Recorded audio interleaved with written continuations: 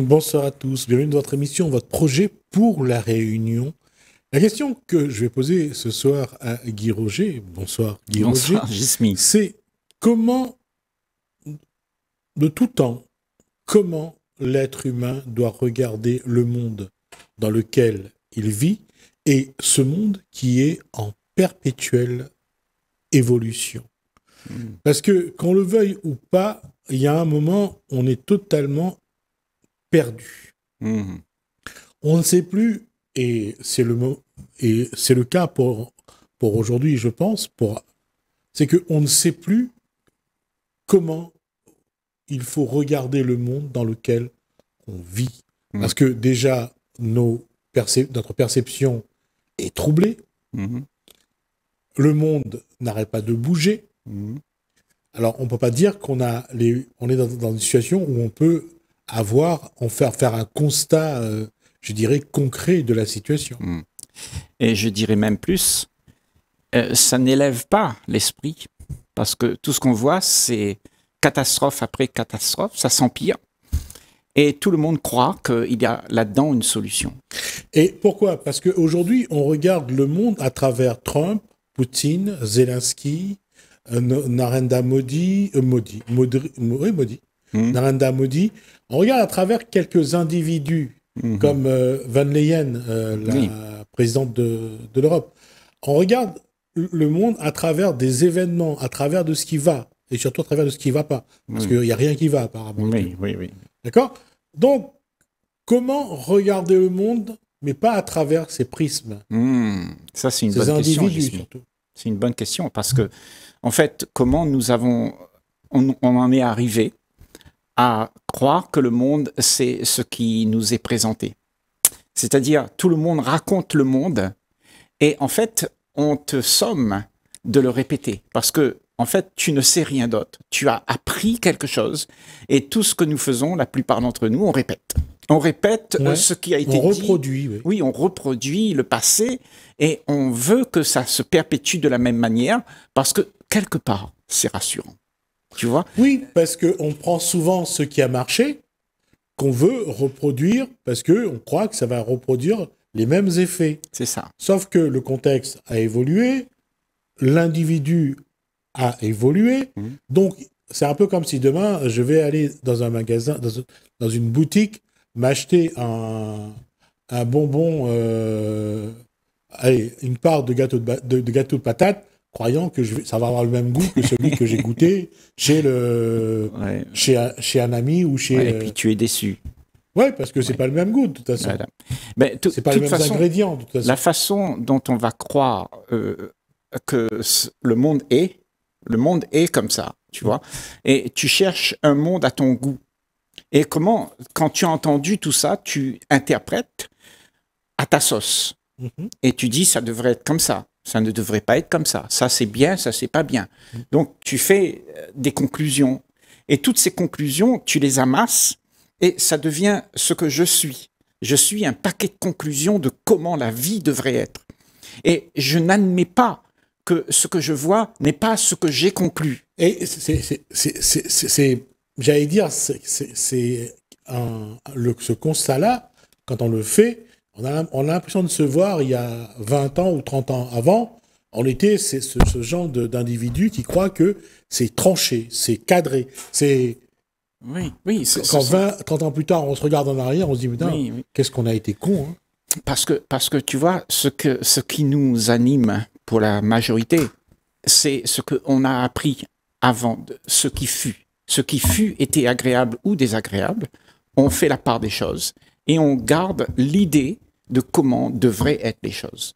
Et la nature de toute l'activité humaine aujourd'hui, c'est de faire exister ce que nous aimerions faire exister. Donc le monde est fait de ce que nous projetons. On projette des choses dans le monde et on veut que le monde ressemble à ça, à ce que je pensais.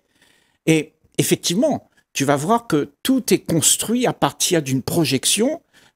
Tout ce qui se passe dans le monde, c'est une projection de ce qu'on pense. Tu vois, on a fait des religions, des politiques, on a fait des choses extraordinaires aussi. On a fait le scanner pour regarder en long, en large, en travers dans le corps. Et avec tout ça, on voudrait que ça évolue dans le sens où il y a encore mieux et encore mieux. Mais en fait, tu représentes seulement ce que tu aimerais faire. Et tout ça, ça ne peut que continuer. Et ça deviendra monotone. Et ça va aller de pire en pire. Parce que tout le monde attendra encore quelque chose qui va arriver. Mais il n'y a rien. Il n'y a rien. Parce que c'est une projection. Ce n'est pas la réalité. La réalité, c'est quand tu cesses de penser à tout ce que tu sais et tu regardes. Alors tu vois ce que tu ne penses pas. Tu vois ce qu'il y a, pas ce que tu penses.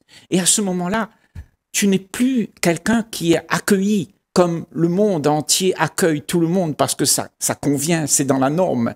Mais quand tu regardes les choses telles qu'elles sont, tu deviens dangereux parce que tu expliques que les choses ne sont pas ce qu'ils sont. C'est pas vrai, c'est faux. Il y a une fausseté là-dedans. Et donc, tu voudrais faire en sorte que cette fausseté soit révélée à travers ce que tu vois. Parce que ce que tu vois, c'est ce qu'il y a, pas ce qu'il devrait y avoir. Et c'est pour ça qu'on regarde le monde de cette manière. On regarde toujours le monde comme ça devrait être. Et donc, tout le monde impose comment ça devrait être parce qu'on est conditionné à faire en sorte que le monde soit comme ça.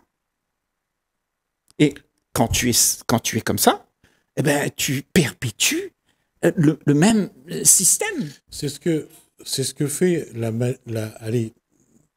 la plupart des individus aujourd'hui, de reproduire des schémas qu'ils ont appris, qu'ils ont acquis, et ils reproduisent ces schémas-là parce que, et c'est pour ça que j'ai posé la question au début de l'émission, comment faire pour regarder ce monde de manière honnête, sincère, vraie, sans pour autant vouloir changer les choses, mais juste de regarder. Oui, mais comment regarder juste avec ce que tu as toujours regardé les choses avec ce que tu as appris, la plupart d'entre nous. Hein? Donc, comment faire pour ne pas regarder les choses avec ce que tu connais? Ça veut dire qu'il faut que tu comprennes qu'est-ce que tu es, qui tu es à ce moment-là. Est-ce que tu t'es identifié à des choses qui sont fausses? Dis, je suis un homme, je suis américain, je suis ceci et je suis cela, et donc tu réagis comme ça. Est-ce qu'il ne faudrait pas peut-être réaliser déjà que tu n'es pas tout ça? Est-ce que tu vois toute l'illusion qu'il y a dans ton regard? Et cette illusion, il faut que tu la débusques. Il faut que tu portes ton attention à ce qui se passe réellement, mais pas à ce qui se passe selon ta projection, selon la projection de tout le monde. Ça veut dire que tu te mets un peu en retrait et tu regardes au-dessus de la mêlée.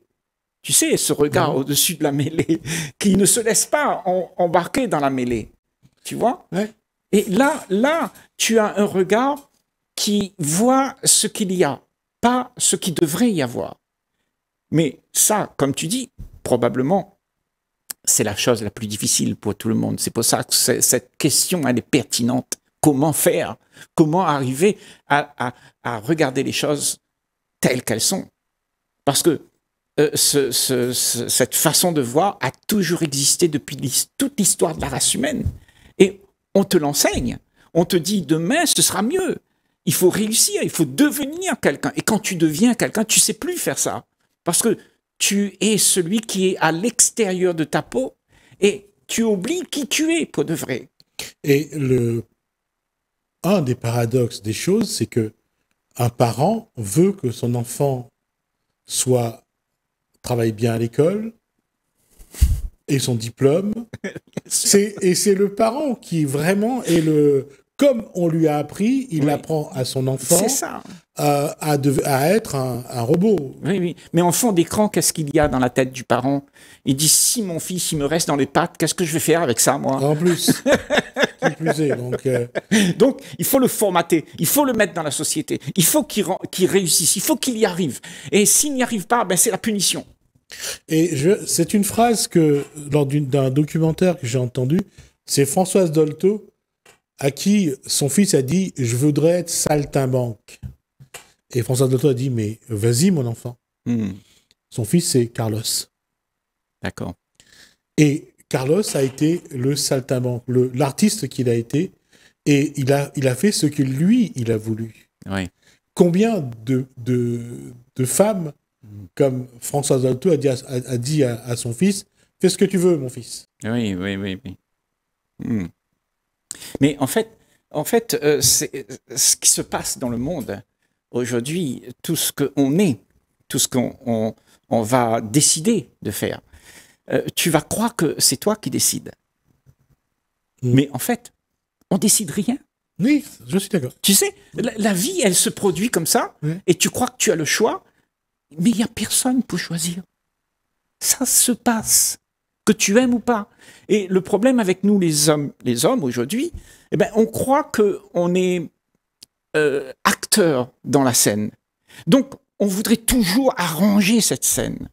Mais cet acteur, c'est le personnage. C'est quelque chose qui a été fabriqué pour pouvoir exister dans la communauté des conformistes.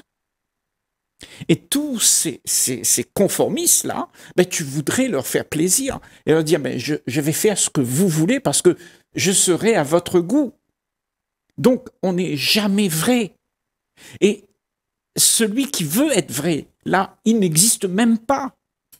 Parce que tout, de toute façon, que tu aimes ou pas, ça se passera. La vie, le soleil va se lever le matin, il va partir le soir se coucher, et ça va se répéter. C'est des cycles sans fin. C'est l'éternité, ça. Tu vois? Et ça ne demande... Il n'y a pas besoin de quelqu'un pour faire ça. Ta vie, elle est déjà gérée. Mais il y a quelqu'un qui croit que je peux arranger ma vie. C'est quand on fait ça qu'il y a le chaos dans le monde. Parce que tout est en désordre. Parce qu'on croit qu'il y a quelque chose à faire. Et avec quoi on fait ça? Avec notre passé, avec les références qu'on a. On les refourgue, on répète, on répète, on répète, on répète. Et on a peur de trouver ce qu'il y a pour de vrai, la réalité. En réalité, il n'y a rien. Mais toi, tu voudrais donner un sens à la vie. Il n'y a pas de sens à la vie. La vie n'a pas de but. Mais nous, les humains, on veut un but.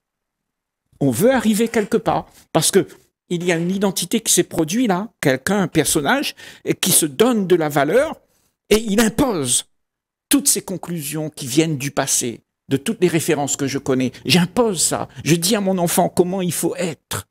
Et donc tout le monde devient stéréotypé selon la norme comprise, concluse, et tout le monde devient stéréotypé à ça. Donc on n'est plus celui qui est libéré pour pouvoir voir ce qu'il y a pour de vrai. On ne voit que ce qui devrait y avoir. Et c'est pour ça que la société souffre de la monotonie, de la souffrance, de la déception et de toutes les violences qu'il y a dans le monde. Parce que tout le monde essaye de prendre pour lui, ramener à lui un peu de confort. Et ça demande beaucoup de bagarres. Beaucoup de gens se bagarrent pour devenir ce qu'il aimerait avoir dans sa zone de confort, son privilège. Et donc, on est dans un monde où il y a une grande bagarre. Mais à partir du moment où tu t'aperçois que tout ça, c'est que tu aimes ou pas, ça va finir dans la même direction. On est tous égaux, là. On va finir à la tombe. Il n'y a rien à accomplir, rien à vouloir, rien à gagner. Et quand tu t'aperçois de ça, alors tu laisses la vie être. Et ce que tu es, c'est la vie. Donc tu laisses être l'expression la plus sincère de ton cœur. Non perturbé par ce que tu projettes. La sincérité, c'est ça. C'est quelque chose qui n'est pas perturbé par ce que tu te racontes être. Alors, je vais essayer de dire ça d'une manière la plus simple possible et la plus pratique possible. Finalement, si on veut porter un regard sur le monde dans lequel on vit, il faut fermer les yeux. Ouais. Ouais. C'est-à-dire ne pas donner d'importance. Oui. Donc, ne plus voir ce qu'il y a autour, ou alors voir juste ce qu'il y a autour et ne pas chercher... Oui, tu vois, mais tu sais que c'est un mensonge. Donc, fermer les yeux. Donc, quand tu as vu ce mensonge, tu le laisses tomber. Tu vois? Et la plupart d'entre nous, on ne veut pas laisser tomber ça. Parce que ce mensonge nous apporte une certaine sécurité. Oui. Tu vois? Oui. Et dans cette sécurité, on se perd. Parce qu'en fait, il n'y a pas de sécurité. Parce que cette sécurité est malmenée. Il n'y a pas de sécurité. Il n'y a pas de zone de confort. Il y a juste la vie. Et la vie détruit tout ça. Et comme tu veux pas que la vie détruise ce que tu es devenu, eh ben, tu es tout le temps en train de travailler pour astiquer ton image, pour faire en sorte que ça reste dans le temps. Mais le temps, c'est quoi? Alors, le temps, c'est ce que toi, tu en fais. C'est ça, ouais. Et si tu n'en fais rien, c'est que le temps prend son temps. Oui. Et l'individu, généralement, est toujours à contre-temps. C'est ça. C'est ça. Donc, ce temps que tu essayes de faire exister pour que tu puisses avoir ton privilège, c'est-à-dire c'est une course. Il y a maintenant, j'ai pas, mais demain, j'aurai. Donc, toute cette course, elle est infernale parce qu'elle existe depuis des millions d'années. Donc, ce temps, il est créé. Mais c'est un temps psychologique qui n'existe pas finalement parce que tout est déjà là. L'amour, la joie, la paix, c'est déjà là. Mais tu cours partout pour le trouver puisque c'est déjà là. Donc, tu ne peux pas aller avec ce que le monde propose. Le monde propose le temps, les habitudes, les trains-trains, et tout ça se répète, se répète, se répète dans le temps qu'on a donné pour pouvoir arriver à un but. Alors, je vais revenir à ma question du début d'émission. Comment on regarde le monde dans lequel l'individu vit? Comment l'individu doit regarder le monde dans lequel il vit? Ouais. Comment il doit le voir dans sa vérité? Ouais. Ouais. Et ça, il faut que tu sois libre. Il faut que l'être humain soit libre pour voir ce qu'il y a. Parce qu'il n'est pas libre. Il a le résidu du passé qui l'anime et il voit le monde à travers ce que le passé propose. Je vais faire sourire en disant ça, mais quand on dit le résidu du passé, si on a 3 à 4 millénaires de passé en nous, ça fait un résidu quand même qui est costaud. Hein. C'est ça. C'est ça. Mais ce résidu se condense et on l'emmène, tout ça, tout ce qu'on connaît là, on l'emmène dans le présent puisqu'on est présent là, toi et moi, et on concocte tout ça et on dit, ben, si je l'envoie dans l'espoir, peut-être qu'il y aura quelque chose. Mais tout se répète. Tout se répète. C'est pour ça que ce temps-là, c'est une illusion. Oui. L'illusion, on le construit depuis très tôt. Il y a d'abord l'illusion que les parents construisent, oui, que le monde construit, et puis il y a les illusions qu'on se construit, nous, oui, quand on commence à prendre conscience. Oui, on te refourgue tout ça, parce que c'est ce qu'il y a autour de toi, c'est de l'illusion. Donc, tu ne vois le monde qu'à travers ça. Donc, tu t'es illusionné sans même savoir que tu t'es illusionné. Et donc, tu vis dans l'illusion sans même le savoir. Et comme tu dis, tu vois, comment faire pour réaliser qu'il y a autre chose, il y a une autre façon de voir les choses, c'est de pouvoir sortir de cette illusion-là, de pouvoir débusquer tout ce que tu penses qui n'est pas la réalité, tout ce qu'on se donne de croire qui n'est pas la réalité, tout ce qui est cru être vrai, c'est pas la réalité. Ce sont des mensonges qu'on se donne pour se raconter un réconfort. Donc je vais le redire, finalement, pour regarder le monde dans lequel on vit, il vaut mieux fermer les yeux. Fermons les yeux. Fermons les yeux sur la médiocrité. Fermons les yeux sur ce qu'on pense. Fermons les yeux sur ce qui devrait y avoir. Et alors, un œil s'ouvrira sur la réalité. D'accord. En espérant que vous avez réussi déjà à ouvrir votre troisième œil, parce que sinon, c'est mal barré, je pense. Alors, je vais revenir à ça. Il y a une réalité, c'est qu'il y a une transition depuis quelques années déjà. Le monde est en train d'évoluer, vraiment de changer. Oui. Il y a beaucoup de choses qui changent. Oui. Et comment on se, j'allais dire, on se positionne par rapport à ça, et comment on essaye de retrouver, non pas sa zone de confort, mais au moins une stabilité. Ben écoute, de toute façon, le monde est comme ça, que tu aimes ou pas. Il faudra que tu l'acceptes. Il faudra que tu l'acceptes parce que si tu ne l'acceptes pas, tu vas te visionner un monde illusoire qui n'est pas vrai pour te réconforter de ce qu'il y a. Parce que ce qu'il y a va aller de pire en pire. Et personne ne veut voir ça. Pourtant, c'est ce qu'il y a. Il n'y a pas autre chose qui se passe. Ça va de pire en pire. Tu vois, l'IA qui fait en sorte que tout est bousculé. Et en plus, dans ce temps-là, tout s'accélère. C'est pas une petite activité qui se passe là, comme au Moyen-Âge, il y avait un événement, le roi est descendu, et puis tout le monde est venu regarder, et puis tout le monde retourne chez soi. Et puis c'est fini, il n'y a plus d'événements. Mais aujourd'hui, il y a des événements d'instant en instant.